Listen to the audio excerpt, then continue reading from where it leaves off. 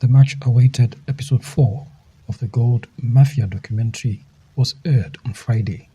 It has since garnered a lot of reaction in the social media and political spaces.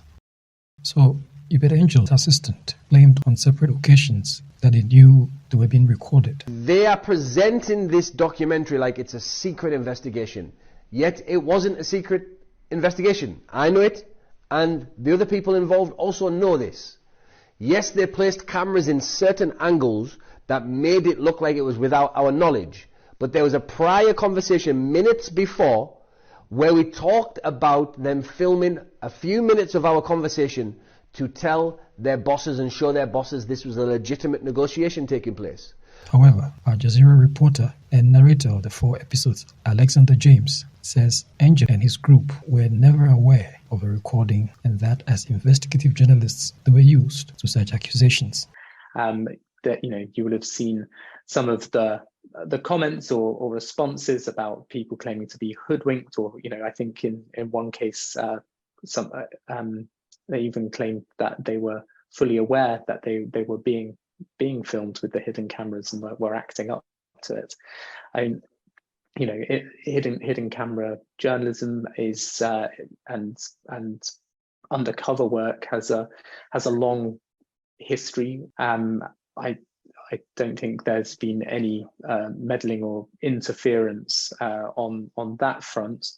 But we certainly had some interesting replies. James says Al Jazeera has documents to prove that Zimbabwean President Emmerson Mnangawa was fully involved in the Gold Mafia and will be ready to post these documentary proof as and when they will be needed.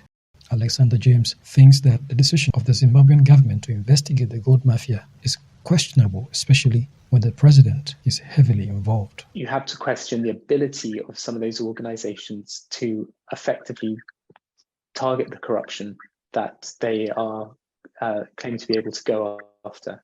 And I feel it's particularly the case in Zimbabwe when there's all these sounds about investigations into the Gold Mafia and accounts being frozen.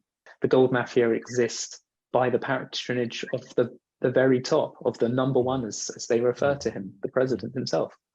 And that's what our evidence points towards.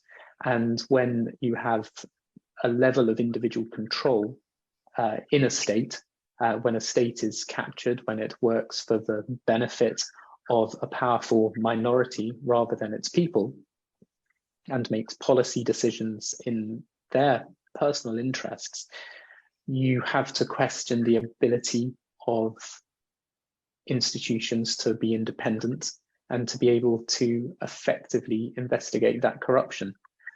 So we will cooperate, we will share information as and when it's needed, but I think there has to be some questions as to the ability of some of these authorities to tackle the Gold Mafia. The lawyer claims Al Jazeera's undercover journalists were suspicious when they appeared in Scotland in 2021, and according to him, the National Security Intelligence had advised them to play along. The intelligence advised my client that they had serious doubts about the persons, they had serious suspicions about the persons, and that it was not advisable right at that stage for those persons to meet the president. In fact, national intelligence discovered that those persons intended something very dangerous, not just to the country but to the president, that their aim was at the president and whatever. So the position which was discussed, this interaction then led to what we are calling a classified national intelligence assignment.